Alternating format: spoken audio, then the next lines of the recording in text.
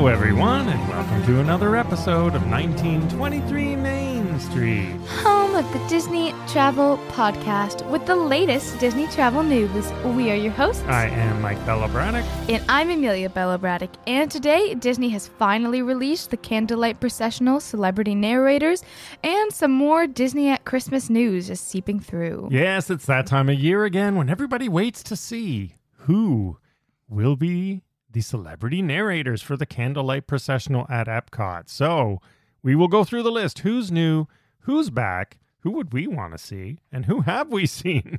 Now, sadly, we will not be doing the Candlelight Processional this year, and I'm going to miss it, but it's only because of Jollywood Nights. So we have the Very Merry Christmas Party. We have the new Jollywood Nights Christmas Party to go to. We're just running out of time to do all these things.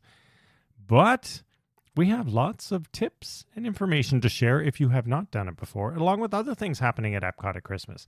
So let's jump right in. The processional is a must-see, I would say. It is the Christmas story, so you have to, want to hear the Christmas story retold, but it is with a celebrity narrator that changes every few days, a huge choir, a huge orchestra, and there's even the cool trumpeters and the Voices of Liberty that come over from the America Pavilion. Yes, of course. So there's a lot to see, and there's a couple different ways you can do the Candlelight Processional, but I definitely recommend trying at least one of them, even if it's not the whole elaborate packages that you can get with this. So let's go through the list, and then we will talk about other things like that dining packages. Are they worth it, and how does it actually work? So it kicks off on November 24th. Let's go through the list and the dates. Kicking it off on November 24th and 25th is Chrissy Metz, and she is new this year. Yes, another new member this year on November 26th and 27th is Luis Fonsi. And if you have some, I could say, old-timers in your family, they will love to see Anne Margaret, also new, and she's 82, so wow. And that would be November 28th and 29th. And then on November 30th all the way through December 2nd, we have Simu Liu. And on December 3rd through 5th, we have John Stamos. And then my perennial favorite, and who we saw last year, and has been doing this for a long time and does such a good job, is Neil Patrick Harris. He will be there December 6th through 8th. Yeah, well, Disney's covering their sitcom bases with those two. And then following him is Marlee Matlin. She is December 9th to 11th. She's done this before, so she's an old hand at it. Yes, another brand new face is Brendan Fraser, who will be there from December 12th through 14th. And who we would have seen if we were going this year, Eva Longoria, also new there December 15th and 16th. Yeah, my mom's upset. Party nights for us will be at the Christmas party on the 15th and Jollywood Nights on the 16th. So unfortunately, we won't catch Eva this year. Yes, and former member of New Kids on the Block, Joey McIntyre, is new this year on December 17th and 18th. Lots of news. Following Joey is Sterling K. Brown, December 19th and 20th, another new voice. Yes, and yet another new voice. Disney's really filling the slot this year is Jordan Fisher from December 21st to 23rd, who you may recognize from Happily Ever After. And then Stephen Curtis Chapman follows Jordan Fisher, and he is there December 24th through 26th, so he gets that Christmas slot. And he is not new, so they gave a veteran the Christmas spot. Yes, and running a little while after Christmas, our last new face, Audra McDonald, is from December 27th and 28th. And then rounding it out, just before New Year's, Lisa Lang, December 29th and 30th. So I have to say, this is probably one of the most well-rounded lineups in recent memory. Yeah. It's a good one. It is a very good one. So almost no matter when you're going, there's someone well worth. I mean, they're always good.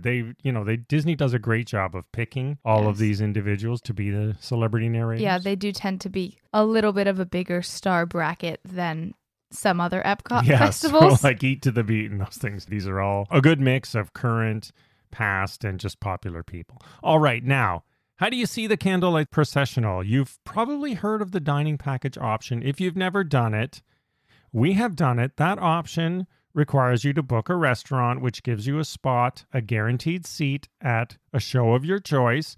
Tickets go on sale, or meals and reservations go on sale on October 17th. But let's talk about how this really works. So, first of all, you're not necessarily guaranteed to get the restaurant you want because there are a limited number of slots for this dining package. It's a set menu or it's a prefix, so you have to get, appetizer, entree, dessert, and such. So they do limit it. So, for example, you might want Le Cellier, but you're really going to be eating at Coral Reef. Now, this is a good point. What Amelia's basically saying is these sell out fast. Because people want to get the top restaurants first. We got probably our least favorite restaurant being Coral Reef. I really just don't like it as a restaurant at all. Food quality, not great and such. But that's what we got last year because I waited too late. And so, we got one. But another important thing is you're guaranteed a seat, but you're not guaranteed a specific seat. So or in other words, a good seat. Yeah. So here's how it works if you've never done this. So first of all, let me tell you the restaurants. You're going to choose between Akershus, as we once did the pronunciation on this show, Akershus, Beer Garden, Coral Reef, Garden Grill, Le Cellier, Rose and Crown, and Spice Road Table. Those are the table service restaurants you will have a choice of. And when these packages sell out for your day, they're done. Yeah. There are also very limited walk-ups on show day at Regal Eagle Smokehouse, but these sell out. Yeah, you've got to get there right in the morning if you want to do that quick service walk-up. So basically, you get your meal, you get a show on the day, a seat, but you don't just walk in. What happens is... I suppose you could. Well, you could, but everybody who's reserved these dining packages starts to line up outside the theater well over an hour before the show time. Yeah, which if you know anything about how far apart these show times are spaced, you might want to bring some of those noise-canceling headphones to avoid hearing the entire thing twice. Yeah, so here's my recommendation. Here's my first tip for you on this. There are usually 3 shows a day. The first one is, it's still light out, but by the third show, it's dark. We like the third show because it's dark. But you've got to get in line an hour before, and that means you're going to basically be listening to the entire show. Well, sitting on the floor. Well, sitting on the ground in front of the Japan Pavilion or somewhere in that area, listening to the whole show before you go in. So my tip is if you don't want to do that and you just want to make it easy on yourself, pick the first show. Yes, it's still light out, but you won't hear any other shows. You're still going to have to get in line. So just because you have a dining package doesn't mean you don't line up. Now, there is standby lines too. So if the dining packages don't fill up the entire theater, a few stragglers will get in from a line on the other side of the theater over towards Germany. But, that's standby for anyone. So that's what it means to have a reserved seat. It doesn't mean you have a specific seat, and it doesn't mean you can walk up at showtime. Please get there at least an hour earlier, unless you don't care, right? If you don't really care where you're sitting and you're way at the back, then that's fine. Then you can just walk up to the line at the very end because you are guaranteed a seat. And you can always be the person that just happens to be at EPCOT that day and stands behind a crowd of a ton of people or at an awful angle and watches for free. That is also a possibility. Yeah, that's a possibility too. So there you have it. But all in all, it is a spectacular show. It's been running. It used to be at the Magic Kingdom way back, and it's been running for an awful long time, so well worth seeing. Definitely put you in the Christmas spirit. It's quite good if you do want to get a covered seat. Like if your night has chances of rain, you might try to get there a little bit earlier because there's only a few rows of covered seats at the front. That is another good point. But other than that, the seat, like truly any seat in the theater is not terrible. You're decently close either way. So all these people are listed on our show notes at 1923mainstreet.com. Check it out. And again, October 17th, circle that on your calendar because you're going to want to get the restaurant you want. We like either Le Cellier. Well, probably Le Cellier would be my top pick. Yes. All right.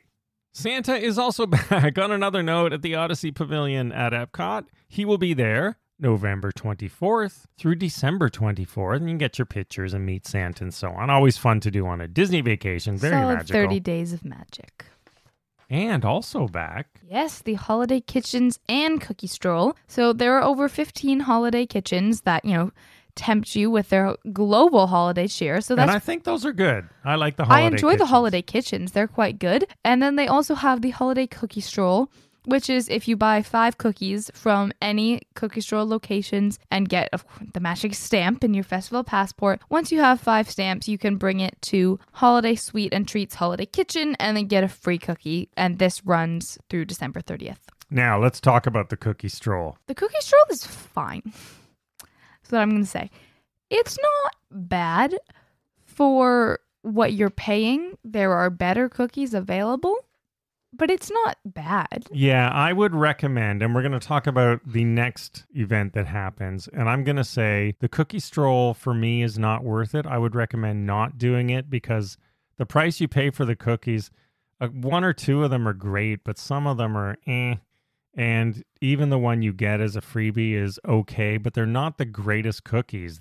In fact, last year there was quite a bit of backlash on social media about them being stale or dry or, just not up to quality at all. So, I mean, I have to say, I think we've talked about this, but Mickey's Very Merry Christmas Party has its own little mini cookie stroll, which is basically, imagine the Halloween party trick-or-treating, but they give you a cookie at each of these locations. They aren't gourmet. They're packaged in, little plastic, but they're quite good. They're not all cookies either. Some are drinks. They've changed it up in recent years. But the cookies there give... are a solid 5, 6, or 7 cookies throughout the park. There's no extra cost, but again, you pay to get into that party, but those are way better quality, I agree. Far, far better. Yeah, I love those cookies. In fact, we did both of those, again, back-to-back last year, and it was like, wow, these EPCOT cookies are not quite close. But... if you do want to do a fun thing at Christmas, you do have another option, which I would recommend over the cookie stroll if you just want to have a stroll type of fun thing to do, especially if you have kids. Yeah, this one's quite fun. Olaf's Holiday Tradition Expedition Scavenger Hunt.